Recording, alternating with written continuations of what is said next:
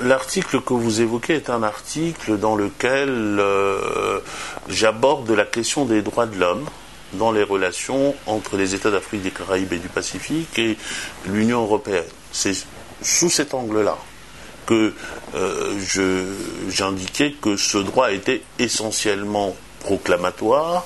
Le droit des droits de l'homme dans les accords ACP-CEE est un droit essentiellement techniquement programmatoire.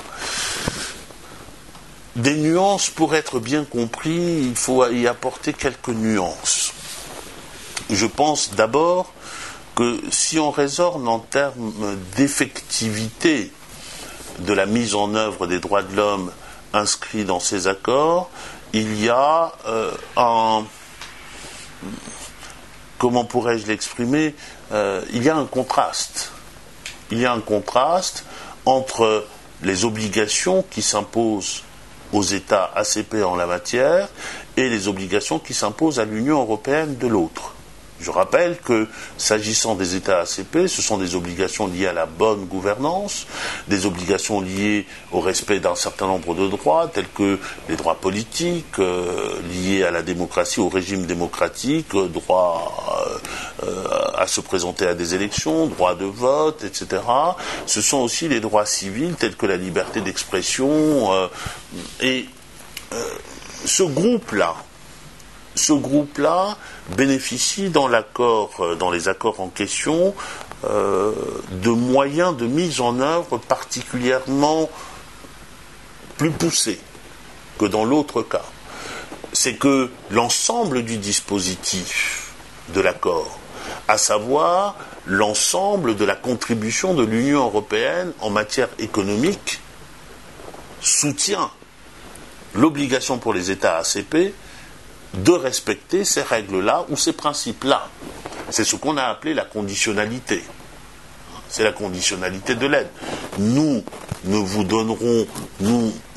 ouvrirons l'enveloppe financière auquel vous avez droit que si nous considérons que vous correspondez bien aux préceptes, en tout cas que vous répondez très bien aux préceptes qui figurent dans la Convention. Et on a d'ailleurs vu naître à partir des années 90 un mécanisme propre à la Convention pour examiner les cas de violation des droits de l'homme qui sont soumis. Alors de l'autre côté, vous avez également un certain nombre de revendications des États ACP qui se sont retrouvés dans la Convention et qui touchent à la question des droits de l'homme. Et là, c'est là qu'on peut parler du proclamatoire. Ces obligations, les revendications des États ACP étaient de deux ordres. Ils concernaient d'abord la protection de leurs ressortissants à l'intérieur du territoire de l'Union européenne. Ils concernaient la mise en œuvre d'un principe de non-discrimination par rapport aux nationaux en matière notamment de relations professionnelles, en matière de travail, accès au travail, conditions de travail, etc.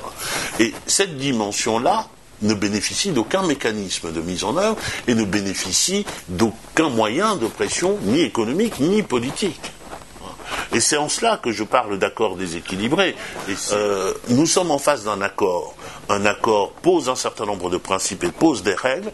Ces règles s'imposent aux États, mais nous avons lorsque nous examinons ces règles-là, il faut toujours s'interroger sur les moyens de leur effectivité, et c'est au regard de ces moyens d'effectivité que j'avais parlé de droit proclamatoire dans le cadre de l'article que vous évoquez.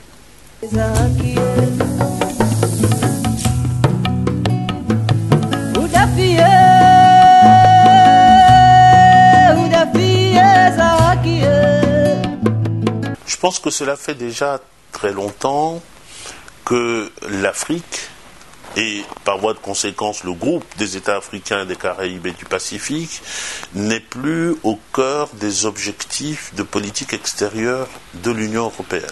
Cela fait déjà longtemps. Les accords de Yaoundé et les accords de Lomé correspondent à un temps qui est différent. Ils sont en quelque sorte la continuation du projet initial qui était de construire une communauté africano-européenne. Et une communauté qui s'inscrivait d'ailleurs pour les États francophones dans la droite ligne de la communauté franco-africaine. Donc ce temps-là où l'Afrique était dans le projet européen, parce que je rappelle que le traité de Rome inscrit cet élément-là de la relation avec ces pays dans le traité de Rome lui-même. C'est dire si les États africains étaient centraux dans l'idée même de l'Europe de ce moment-là. Ce temps n'est plus, et il n'est plus depuis fort longtemps. Moi, j'ai tendance à considérer que le début de cette marginalisation de l'Afrique dans cette relation-là et dans la construction idéal de l'Europe, c'est les élargissements vers des pays qui n'avaient pas de tradition de relation avec les pays africains. Et par ailleurs, des élargissements, notamment les élargissements vers le sud, puis les élargissements vers l'est, qui étaient des élargissements très coûteux pour l'Union européenne, notamment à travers la politique de cohésion économique et sociale ou à travers la politique régionale. Le budget de l'Union européenne ne peut pas s'accroître indéfiniment, c'est un budget qui est contraint. Par conséquent, lorsque vous allouez à telle politique, vous retirez nécessairement à une autre politique. Et dans une certaine mesure, d'ailleurs, si je voulais faire preuve de mauvais esprit, je me dirais que les droits de l'homme sont apparus à peu près en ce moment-là. C'est un élément qui permet de discriminer, c'est-à-dire de séparer des États qui étaient censés être traités sur une base égale à partir d'un certain nombre de critères. Mais je vous avais dit que c'était pour faire du mauvais esprit. Donc, depuis ce temps-là, on assiste en fait à une érosion progressive de l'intérêt de l'Union européenne pour les États d'Afrique et les États des Caraïbes et du Pacifique également. Et ce mouvement me paraît assez inexorable. Il me paraît assez inexorable, sauf si les États européens prennent conscience du fait que l'Afrique peut encore être, d'une certaine manière, leur avenir.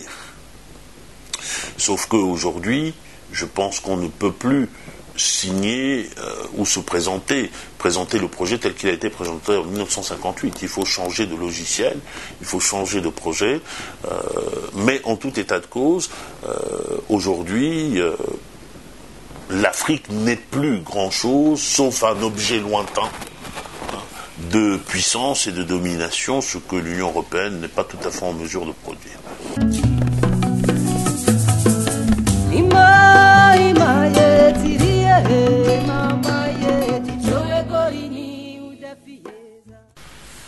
Je ne partage pas totalement les thèses qui consistent à imputer à l'histoire la responsabilité de ce qui se déroule aujourd'hui, plus de 50 ans après les indépendances.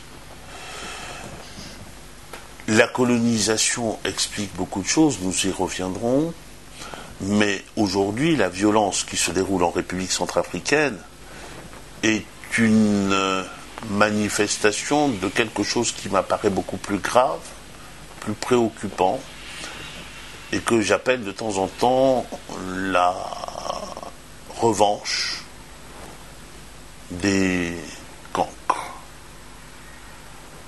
L'imbécilité politique, l'absence de vision, et qui est une forme qui est arrivée en République centrafricaine comme une étape dans une descente aux enfers depuis les indépendances. Il faut se souvenir que cette violence-là, elle est assez récente. Dans l'immédiat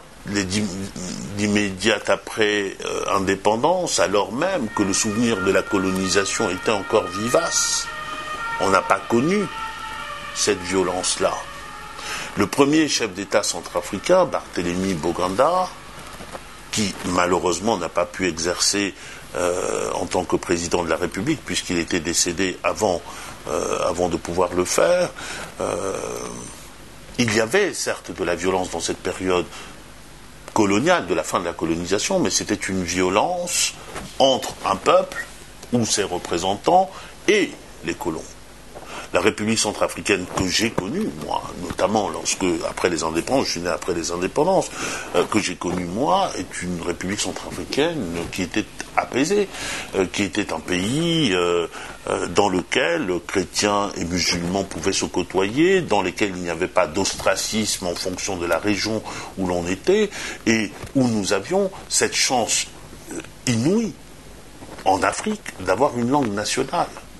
Et cette langue nationale, le sango, était quelque chose qui soudait partout. Vous pouviez arriver dans n'importe quel coin d'Afrique ou en Europe, vous entendiez quelqu'un parler sango, vous disiez, voilà, Itatimbi, mon frère, voilà, ou ma sœur.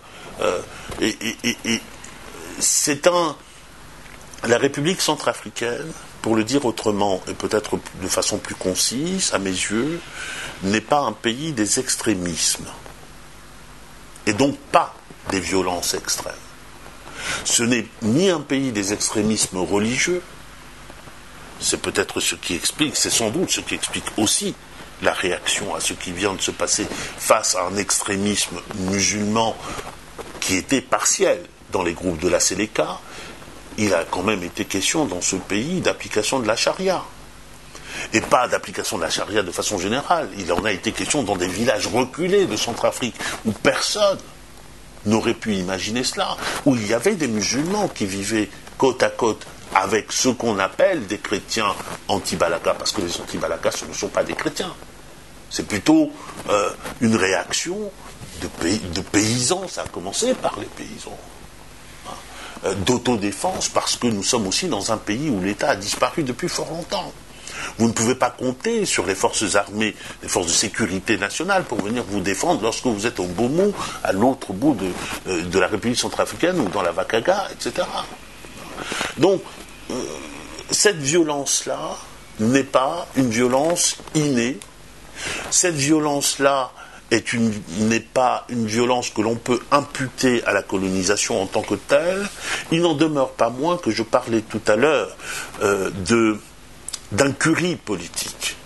Et cette incurie politique a été entretenue. Elle a été entretenue depuis les indépendances. En République centrafricaine, vous ne pouvez pas devenir président si vous n'avez pas prêté allégeance à la France, si vous n'avez pas prêté allégeance à l'extérieur. Et vous ne pouvez pas réussir un coup d'État si vous n'avez pas au moins le consentement neutre, si l'on peut dire, des autorités qui sont là et des troupes qui sont sur place. Et donc, on a assisté depuis l'époque de Bokassa à une sorte de descente aux enfers. Ensuite, vous avez eu l'élection de Patassé qui tenait encore la route, si l'on veut. Et je vous invite à écouter quelques-uns des discours de ceux qui l'ont suivi. Le sens de l'État, le sens de l'intérêt général, le sens de l'intégrité du pays, le sens du fait que les richesses de ce pays appartiennent à son peuple. Tout ça n'existait pas. Et c'est ajouté à cela, quand on n'a pas le sens de l'État et le sens de la nation, il est aisé, lorsqu'on veut faire un coup de force et qu'on n'a que cet objectif-là, de faire appel à des mercenaires. Nous avons connu, depuis les années 2000, je dirais presque des coulées de mercenaires, comme on parle de coulées de boue en République centrafricaine, appelés par ceux-là même qui étaient censés conduire les destinées de ce peuple-là. Et de fil en aiguille, on est descendu au fond du puits, on a recreusé pour descendre plus bas, et aujourd'hui on espère qu'on pourra remonter la pente et qu'on pourra ressortir.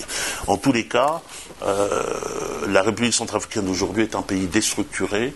Les Centrafricains qui sont là aujourd'hui, et surtout la jeunesse centrafricaine, est une jeunesse qui est déstructurée, et c'est une responsabilité immense, mais c'est une responsabilité historique que de pouvoir accompagner cette jeunesse-là et l'aider.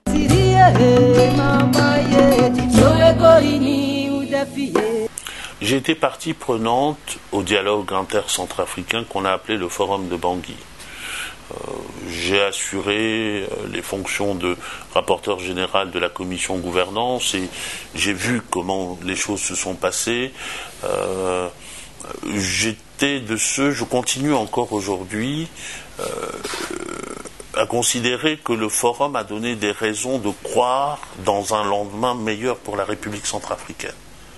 D'abord parce que toute la République centrafricaine était représentée et surtout parce que ceux qu'on n'entendait jamais, parce que leurs voix sont dominées par les voix des armes, par le bruit des armes plus exactement, ceux-là étaient représentés au Forum de Bangui et il est ressorti de ce Forum de Bangui un ensemble de ce qu'on appelle des recommandations fortes, comme on dit souvent en Afrique.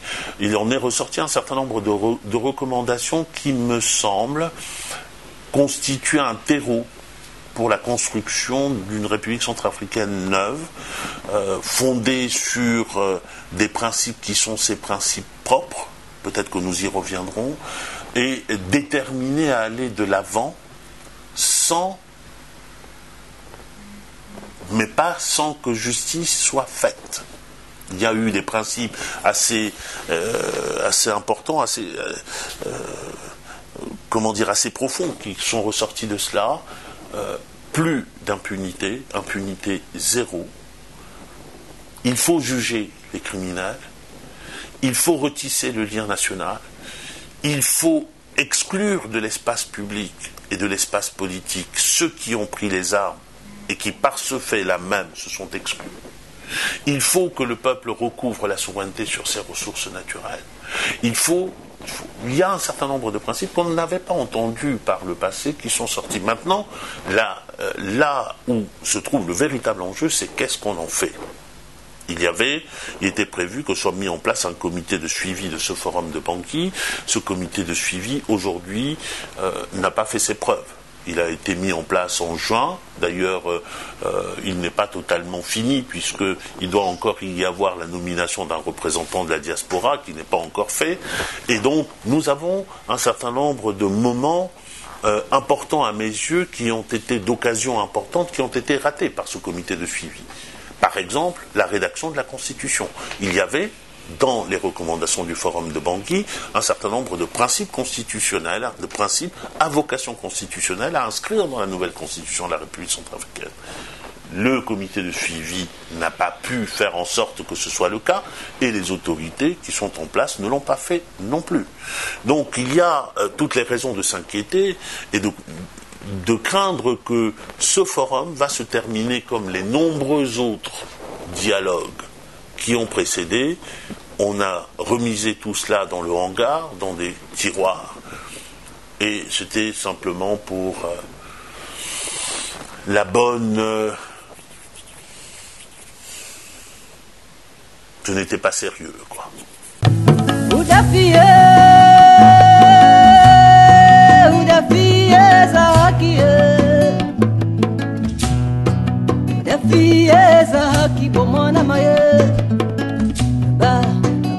C'est un exercice de constitutionnalisme fiction que vous me demandez, parce que en République centrafricaine aujourd'hui, je dirais presque que la messe est dite, d'autres diraient les carottes sont cuites, parce que la procédure est maintenant à son terme.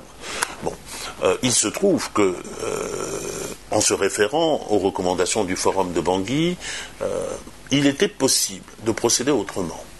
Il était possible de considérer, par exemple, que le Forum de Bangui est cette assemblée dont émaneraient les principes majeurs de construction de la loi fondamentale centrafricaine.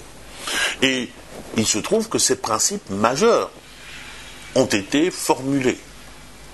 Par exemple, parmi ces principes, l'inscription d'un chapitre sur la citoyenneté centrafricaine. Parce que, figurez-vous, ceci étonnera beaucoup d'Africains, dans la constitution de ce pays, il n'avait jamais été question de citoyenneté, alors même que la citoyenneté est le lien politique qui relie entre eux les fils et filles de ce pays et qui les relie à cette terre.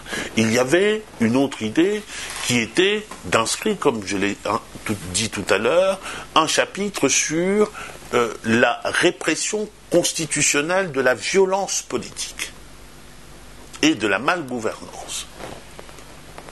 Il y avait un autre principe qui était celui de l'affirmation de la souveraineté sur les ressources naturelles, accompagné d'un second principe qui était l'affirmation du caractère de patrimoine commun de ces ressources naturelles. Ce sont des principes nouveaux, le principe de l'impunité zéro, et puis il y avait également un certain nombre de principes qui avaient trait à la manière de gouverner la République centrafricaine. Ces principes, il était possible à partir de ces principes-là de construire une constitution nouvelle. Dans une précédente question, vous me demandiez comment se faisait-il qu'en Afrique nous avions les constitutions les plus merveilleuses et en même temps une application qui est carencée. Mais parce que, précisément, ces constitutions-là, nous partons d'un postulat que nous avons en Afrique un fonctionnement qui est une sorte de provocation à la norme. La norme n'est pas nous. La norme vient d'ailleurs. Et en matière constitutionnelle, quand on est en République centrafricaine, la norme vient de la Constitution française, notamment de la Ve République. Et vous trouverez un certain nombre de juristes pour soutenir que telle idée qui a été émise par la population, qui a été émise par les Centrafricains, n'est pas conforme à la normalité constitutionnelle. On marche sur la tête. La normalité constitutionnelle que nous trouvons dans les manuels et que nous écrivons d'ailleurs, procède d'une démarche qui est une démarche de rationalisation du réel. Il part du réel, il tente de trouver des points communs, il tente de lui donner un sens, et c'est ce sens que nous avons tenté de donner, ou que d'autres ont tenté de donner, qu'un certain nombre de juristes vont saisir en nous disant c'est ce qui doit être appliqué dans le réel centrafricain. En tous les cas, j'espère que demain, il sera possible, en République centrafricaine comme ailleurs en Afrique, de se construire des véritables constitutions qui soient, et c'est la définition que j'en donne toujours, qui soient l'expression du génie de chacun de ces peuples-là dans une transaction avec l'universalité.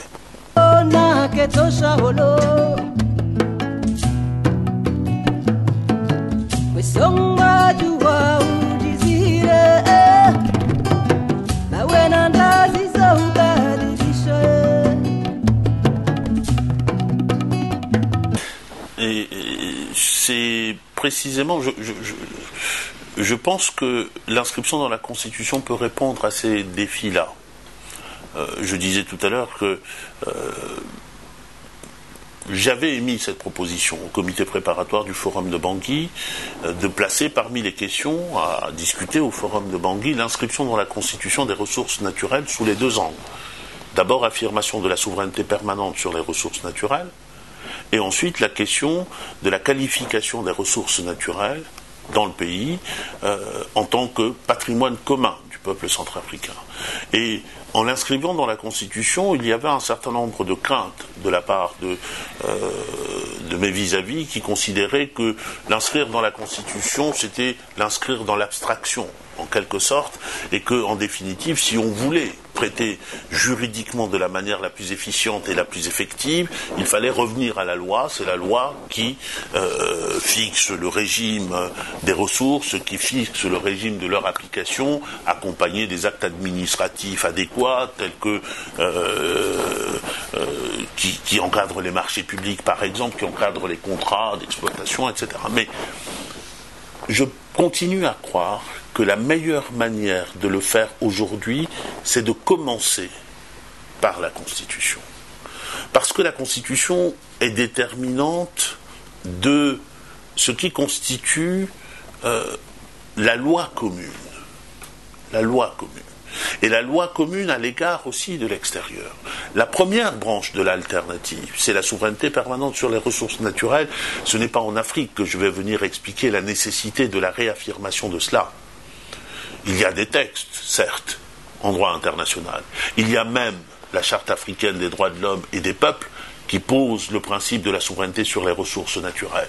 Il y a le droit, certes, mais il y a surtout une nécessité pratique aujourd'hui que les Africains puissent avoir la voix au chapitre quant à la gestion de leurs ressources naturelles, quant à l'exploitation de leurs ressources naturelles, et ensuite quant aux bénéfices des fruits de cette exploitation-là. D'où la deuxième branche de l'alternative qui me paraît importante d'affirmer que ces ressources constituent un patrimoine commun du peuple dans son ensemble.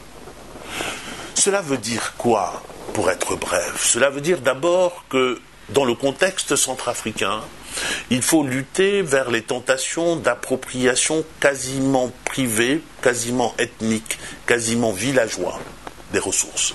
Vous avez des revendications qui sont des revendications légitimes aujourd'hui, de ceux qui habitent tel village où il y a on a découvert du pétrole ou de l'uranium, ou qui habitent telle région où l'on a découvert qu'il y avait de l'or, qui se disent ce sont nos ressources. Mais ils le disent de façon légitime parce que jusqu'à présent ils n'en ont pas bénéficié. Ils n'ont pas bénéficié des retombées de cela. Mais ce sont les ressources de la nation dans son ensemble. La deuxième conséquence de cela, c'est que affirmer que les ressources constituent le patrimoine commun d'un peuple, c'est affirmer qu'elle n'est pas la propriété de ses dirigeants.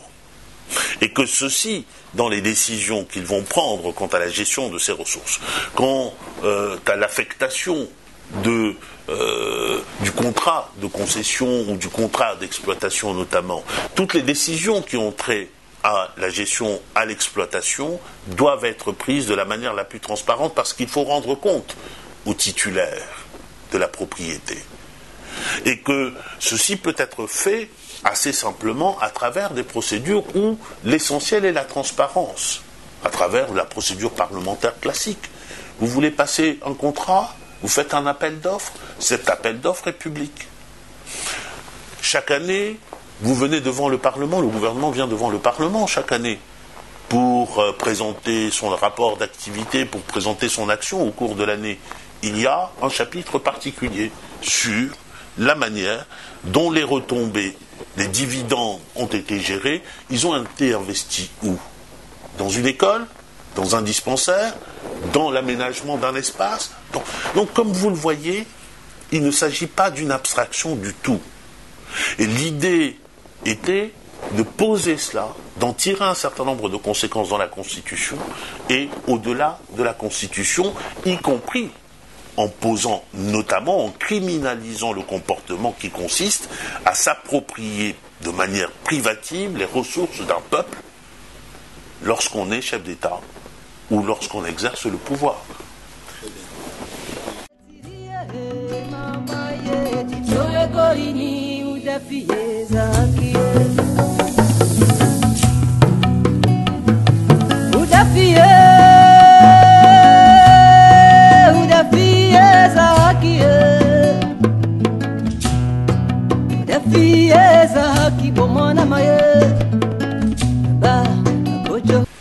Alors, sur l'idée même de droit social, il faudrait procéder à quelques distinctions. Si vous entendez le droit social comme étant le droit du travail et de la sécurité sociale, ce qui est une manière pour certains juristes de l'approcher, nous en trouvons un peu dans les espaces communs, notamment CEMAC et CEDEAO, et nous trouvons ce droit social dans une configuration qui est un peu particulière, c'est que c'est un droit qui n'a pas d'autonomie, qui est envisagé essentiellement du point de vue du droit des affaires. Et dans l'espace d'ailleurs OHADA, c'est le cas, c'est d'abord le droit des affaires, mais comme le droit des affaires concerne les entreprises, vous avez également la question des rapports de travail et la question de la protection sociale qui entre en ligne de compte, mais vous imaginez bien que dès lors que la matrice est le droit des affaires et donc le droit des profits que l'on va faire, parce que c'est essentiellement cela, le droit social ne présente pas cette autonomie, cette protection du salarié que l'on retrouve sur d'autres continents ou dans d'autres contrées. Il y a l'autre branche, une autre manière de comprendre le droit social à travers la problématique des droits de l'homme. Ce sont les droits sociaux.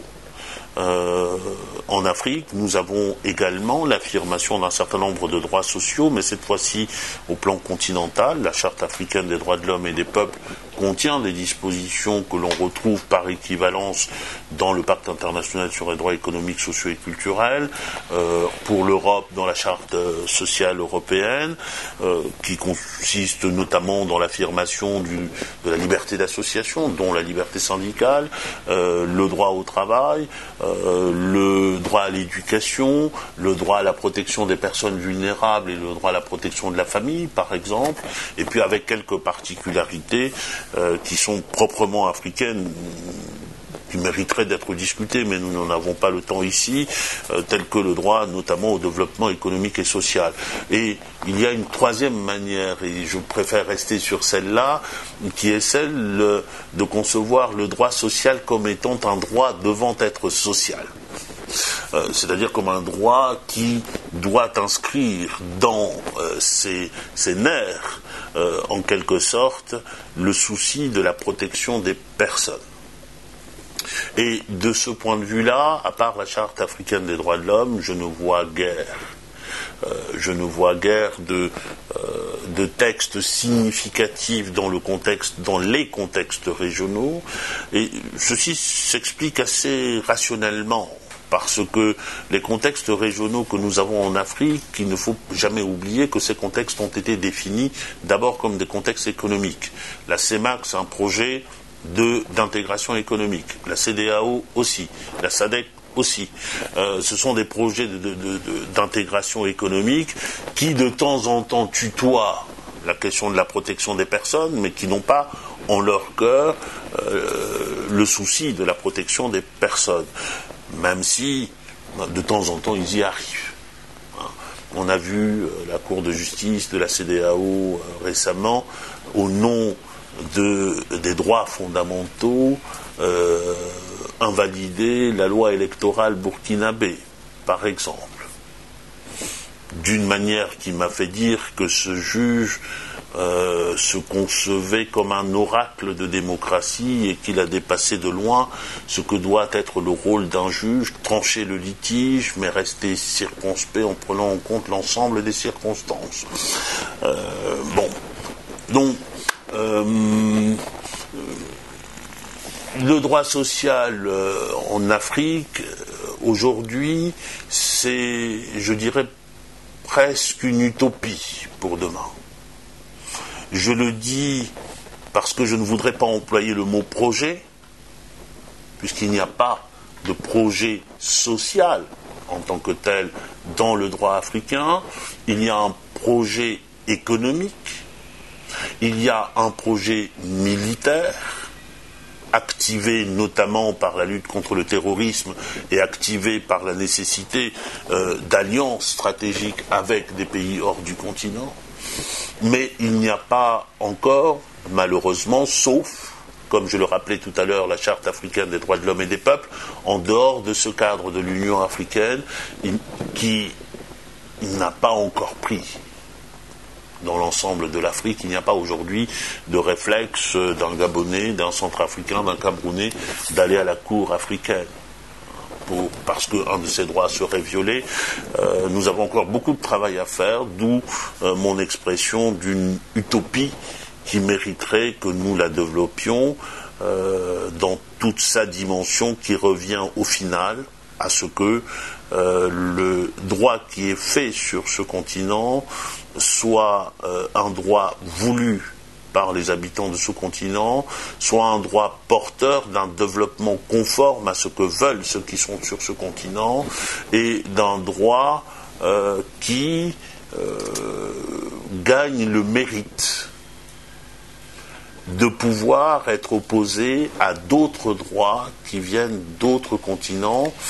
Aux Nations Unies, par exemple, on a coutume de parler des traditions juridiques. L'Afrique n'y est pas. L'Afrique n'y est pas. Nous n'avons pas de tradition juridique. En tous les cas, nous considérons que nos traditions juridiques ne valent pas d'être vécues par nous et d'être montrées aux autres. Et c'est un peu le rapport assez paradoxal que nous avons avec l'universalité. Quand vous disiez tout à l'heure que l'universalité vient d'ailleurs, c'est parce que les Africains ne s'inscrivent pas encore dans l'idée que ce qu'ils sont, ce qu'ils pensent, sur leur manière d'être, peut également être utile et peut être emprunté par d'autres qui vivent ailleurs.